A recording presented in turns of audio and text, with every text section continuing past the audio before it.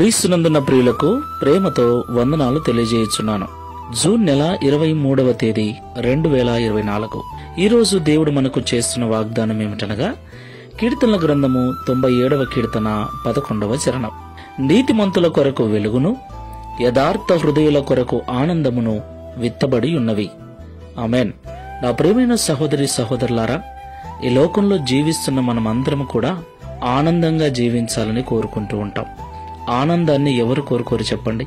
ఆనందంగా జీవించటం కొరకు అనేక సౌకర్యాలను ఏర్పరచుకుంటూ అనేక రకాల ప్రయత్నాలు చేస్తూ ఉంటాం. అయితే ఆనందము అన్నది దేవుడు ఇచ్చేటువంటి ఫలం. దేవుడు ఆనందం అనేటువంటి విత్తనమును నాటి ఉన్నాడు.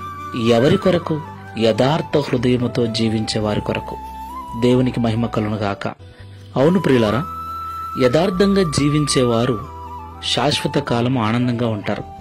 అయితే చాలా మంది క్షణికమైన ఆనందం కొరకు ప్రతి చిన్న విషయానికి అబద్ధాలాడుతూ, మోసాలు చేస్తూ, అన్యాయాలు అక్రమాలు చేస్తూ జీవిస్తూ ఉన్నారు. వాటి ద్వారా వచ్చేటువంటి ఆనందమే నిజమైనదని అనుకుంటూ ఉన్నారు. అయితే చివరికి వారి జీవితం పతనమైపోయి భయంకరమైనటువంటి చీకటితో, భయంకరమైన దుఃఖముతో నిండుకొని ఉంటుంది. అయితే ఈ లోకంలో ఎవరైతే యథార్థ హృదయులై సత్యమైన జీవితాన్ని, నిజమైన జీవితాన్ని జీవిస్తూ ఉంటారో వారి కొరకు ఆనందం అనే విత్తనాన్ని దేవుడు నాటి ఉన్నాడు.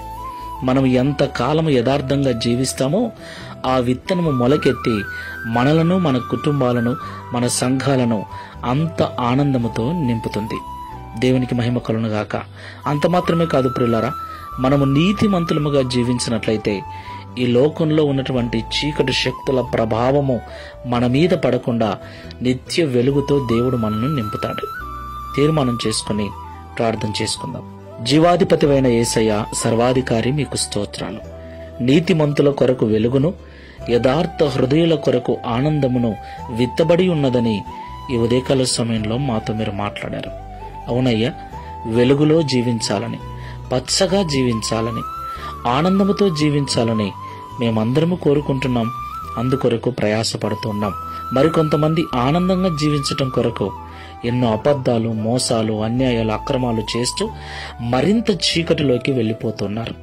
అయితే మేము యథార్థంగా జీవించినప్పుడు, నీతిమంతులముగా జీవించినప్పుడు ఆనందమును, వెలుగును పంటగా కోస్తామని, మా జీవితాలలో సమృద్ధిగా వాటిని అనుభవిస్తామని మాతో మాట్లాడారు.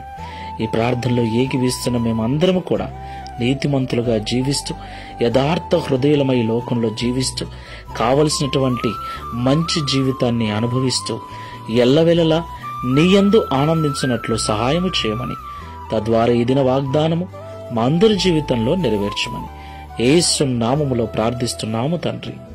Amen. Praise the Lord. God bless you.